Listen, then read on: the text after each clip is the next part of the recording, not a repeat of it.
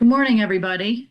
Thanks so much for coming today to today's session in whatever form or fashion you're there. I am Welle. I am the Senior Wildfire Mitigation Specialist at Douglas County, as Jonathan said. This is my first time participating in this program.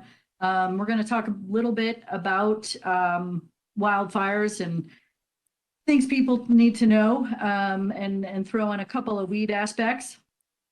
So we will get started. I can see here I do work out of the building division. That's where our program is housed. And I've actually been there for 23, almost 24 years. So wildfires, why should we be concerned? Well, as Commissioner Layden said, wildfire season here in Colorado is year round. 2020 and 21 were historic fire years in Colorado. In 2021, with the Marshall Fire up in Boulder County, the highest insured losses, and that's really a big deal. Suppression costs are increasing.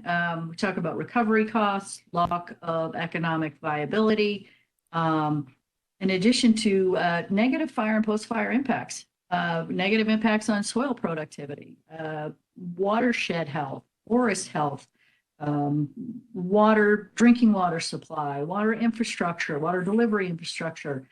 And we really need to consider long and short-term drought and how this affects fire behavior. You know, you'd hear from fire behavior analysts years ago, especially out in Yellowstone, and they said, well, you know what, the rains never came. And that is a big deal for our fuel moistures and how they burn, no matter what fuel it is. We continue to have these climate impacts, these longer droughts, higher temperatures. And as you know, we've had significant winds even over the last few days. And it's really a concern. Dry the fuels out, they stay dry, and that has a significant impact on fire behavior. So I like to ask folks, what can we stand to lose? This is really where the discussion and the thought starts. We really, we talk about values at risk in this wildfire arena, and really the protection of life and property. And a lot of our natural resources, forests, watersheds, habitat, wildlife is certainly important. Our community and our way of life. They have these economic impacts, not just from tax revenue, but certainly the tourism aspect. I think we kind of forget about that. Douglas County sits in the middle, this high traffic interstate. So we have real potential for loss here in Douglas County. Here's our wildfire risk map. The data here is put out by the State Forest Service and the Forest Atlas. It just gives you an idea of risk, and it's an increasing scale. It goes from low to high across the county, with the increasing colors, the red, getting higher in terms of the layers that are in here. This forest health, watershed, structure density, and so it just gives you an idea of risk across the county, and that we have a lot of risk here in Douglas County. Fire behavior triangle, pretty important considerations: fuel, weather, and topography. These are the factors that really influence wildland fire. And we can't do much about the weather, and we can't do much about the topography. So the only thing that we can modify is the fuel. The amount of fuel and spatial arrangement, which are really important when we talk about wildland fire. In addition to that, we have to consider structures as fuel, whether barns, residences, outbuildings. We really need to remember that structures are fuel. So what do we need to know? We need to know how to successfully live with wildland fire. We need to acknowledge and understand and respect the role of fire in our ecosystem. We have this Front Range ecosystem has evolved with wildland fire. And now our fuels have adapted to fire. We spend a lot of time suppressing fire, and we're going to continue to do that to protect property and life safety and other values at risk. but we also need to understand what our world would look like if we were allowed to have fire's natural role play a part. We need to identify hazards in our community. And we really need to understand and make informed choices to better prepare ourselves and our property for wildfire. We need to understand how homes burn during a wildland fire. Most structures burn as a result of lofting embers. They land on or immediately adjacent to homes and flammable material. If you notice, the last few days, with all those nice winds, I'm sure folks have noticed the accumulation of flammable debris, leaves and needles and whatever, trash that's accumulated in corners of decks and stairs and patios. And these are these really vulnerable spots for embers to land and be able to penetrate structures. They can also penetrate through openings and vents. We'll go through a couple things in addition to some things what folks can do on homes, but you really need to look around. Take a look at that area immediately adjacent to your home. Keep your needles out of your gutters and other debris, and be very thought-provoking as you look around your decks. Don't store stuff underneath decks. That area on or immediately adjacent to your home is the most important area. Homes also burn from radiant heat, and really this is where we see home-to-home combustion and what we refer to as the urban conflagration, where homes in close proximity and high-density neighborhoods burn to the ground as a result of radiant heat and direct flame contact. So, a little bit about fuels and fire behavior. Again, this comes out of the Forest Atlas model, and this is our fire intensity scale. And you can see the grasslands. Grass burns a little bit differently. It's a fast-burning, flashy fuel. It usually doesn't produce a lot of heat and has a lower residence time than other types of fuel. But as we're talking about weeds today, you'll notice that there are a lot of weeds in our grass communities. In addition to cheatgrass, which is highly volatile, we see a lot of rabbit brush across the county. And rabbit brush is also volatile. It can be larger than grass when we talk about flame heights. It also has a more woody component.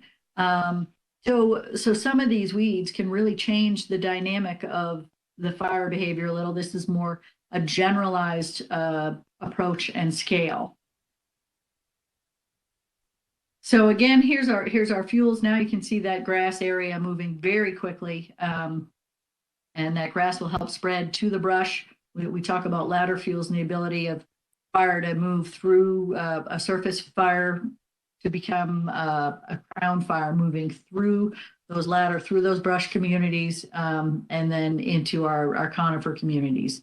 And can be a pretty dangerous, but this just gives you a perspective countywide.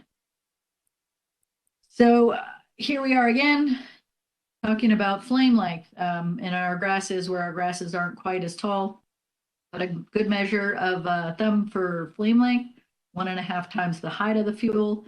You have some 18-inch grasses, that's some pretty tight fuel. And once we get into about a 4-foot flame length, the fire response approach is to move to an indirect approach where we're not able to directly attack the fire with our regular tools. So it can become pretty dangerous pretty quick. So I talked a little bit about cheatgrass. Cheatgrass is highly volatile. We have a lot of it across the county. It likes fire before fire. It likes fire after fire. It has a lot of seeds. It's very prolific, and it tends to have the ability to have a higher flame length than a more traditional pasture grass. So again, highly flammable, and it can act as ladder fuels it to move fire into other vegetation, but you'll see it if you have it before a fire. It will come back with a vengeance after fire, and it is something to be very wary of in terms of fire behavior aspect. Recommendations for cheatgrass: keep it to a minimum. We don't want it within like 30 feet of houses. Keep your yards lean and green and clean. I will show you some other additional resources for grasses, but you really want to be conscious of what it looks like, be able to recognize it, and eliminate it from anywhere close to your yard, to your structures.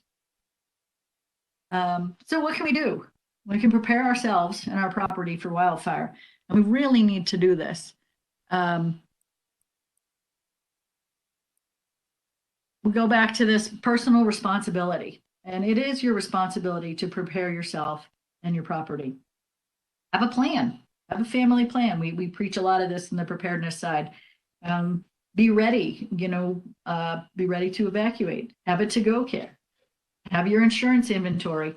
And these are the same kind of focus targets that came out of the Marshall Fire, where folks were, especially in Boulder County, where it wasn't a typical, it was less hazardous than other areas of Boulder County where they have seen regular wildland fire at regular intervals. And these are some of those things that I think that people were not prepared for. So we like to remind people to do that. And if you haven't signed up for Code Red so that you get all those emergency alerts, please make sure you do so. We need to create defensible space and manage our home ignition zones. And the home ignition zone is your home and the first 100 feet. Oh, Troy, I'm stuck here, not able to move let me try this again.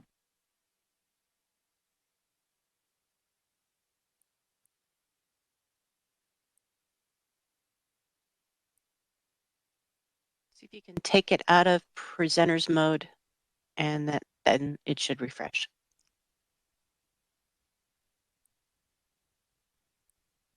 Take it out.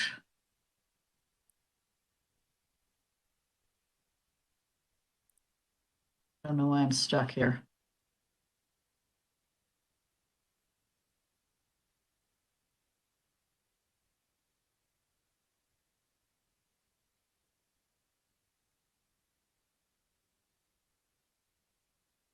Hit your space bar, see if that works. No. Okay, Vince, you're up.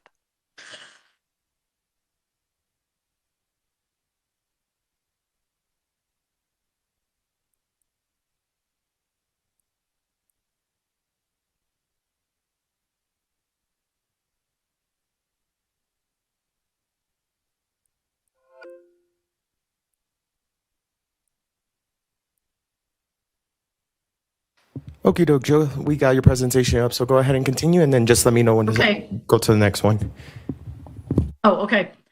So first responders can only be effective if you've done your part. This is that personal responsibility part for preparing your home.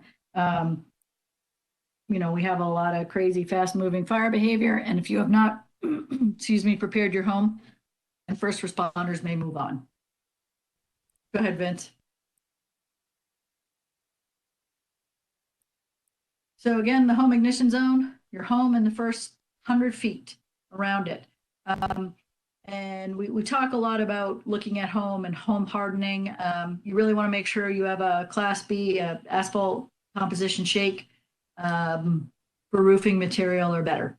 And typically that's what we see around the county. We don't have too many of those old shake roofs, but there are a few select ones. You want to screen your vents with 1/8 inch metal screening. That may be smaller than what you already have, depending on when your house was built. But it's always good to take a look. These attic vents, roofs, eaves, your foundation, you want some flashing between the siding material and your foundation. If you walk up next to your house and you can stick your fingers behind the siding and feel something flammable, you're probably going to want to do something about that. Take a good look at your decking material. We got a lot of composition decks, but if you have an old decrepit dry wood deck, you might want to consider replacing that. You really want to limit your exposed wood also. This is where, underneath those decks where we have a lot of, exposed wood. Again, a reason why you don't want to store material underneath there and have embers accumulate and then burn all that stuff underneath and into your deck. Go ahead. So here's kind of a visual of this home ignition zone. This is a Firewise graphic where you can really tell that focus of that non-flammable material immediately adjacent to the structure.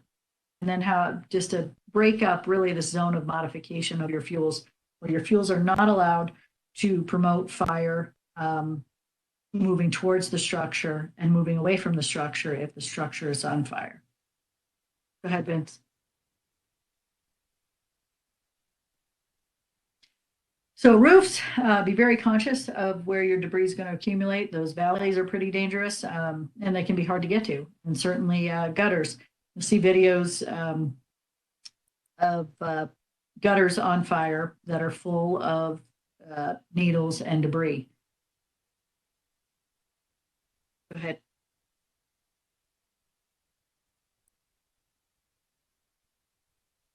Again, just a good look at some vents.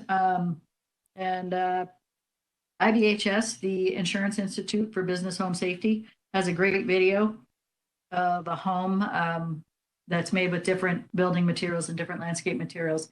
And they fired up their ember generator. And now I believe they have a great video, 12, 15 minutes. And it includes a wind factor.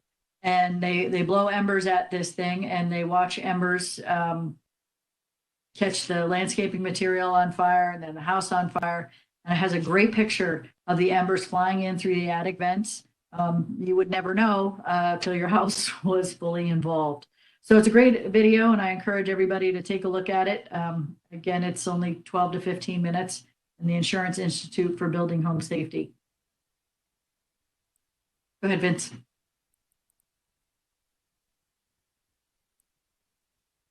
So these are some of the informational materials that they put out about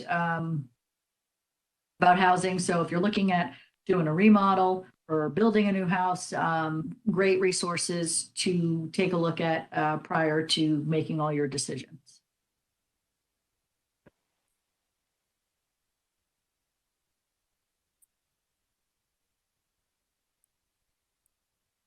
Again, this home ignition zone, this 0 to 5 feet is really, really important. Kind of the best place for people to act and make a difference on the ability for your home for embers to penetrate, for the home to ignite and then combust. These zones are fairly consistent. State Forest Service and other forest entities, state forest agencies across the nation, and Firewise USA. We use that 0 to 5 as zone 1, 5 to 30 zone 2, and out to 100 for zone 3, and the different management strategies in those zones.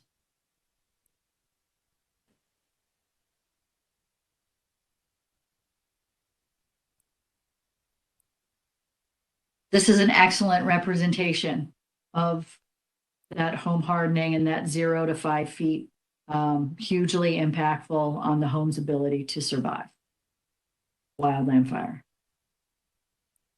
Go ahead, Vince. So a little bit about defensible space. The area around a home where vegetation is removed or modified, we want to again reduce the rate of spread from fire moving towards a home and fire moving away from home. And if you have defensible space, this allows first responders and fire managers to be able to protect homes during a wildland fire. If you don't have this, it becomes pretty dangerous to put folks in there. And there's never enough resources for everybody's home. So they will pass homes that are not defendable. And so real consideration, we really want to remove ladder fuels, do a lot of thinning and pruning, low grasses, irrigated grasses. So again, those real considerations for potential structure ignition and fire moving towards a home and away from a home. Go ahead, Vince. This is a great publication on bark mulch. We got a lot of landscaping with bark mulch, and bark mulch is very flammable, and it has burned a lot of houses down where people put high density and high, they'll have 5 or 6 inches of bark mulch immediately adjacent to the structure. Not really a good idea. Again, this is a great publication put out by the University of Nevada, where they dried mulch out, different kinds, and then they burnt it to see how volatile it was. And they got some really interesting results. But you really absolutely, I can't say this enough, remove any flammable materials on or adjacent to your structure. And that includes if you are going on vacation or we are having, red flag days, you might want to take the cushions off your porch furniture and put them somewhere else until that passes. Wood piles are pretty dangerous. They can burn for a long time. So you don't want those anywhere near your home, about 30 feet along the contour in an opening. But this is 0 to 5 feet is the most impactful place that people can work around their homes. Go ahead, Vince.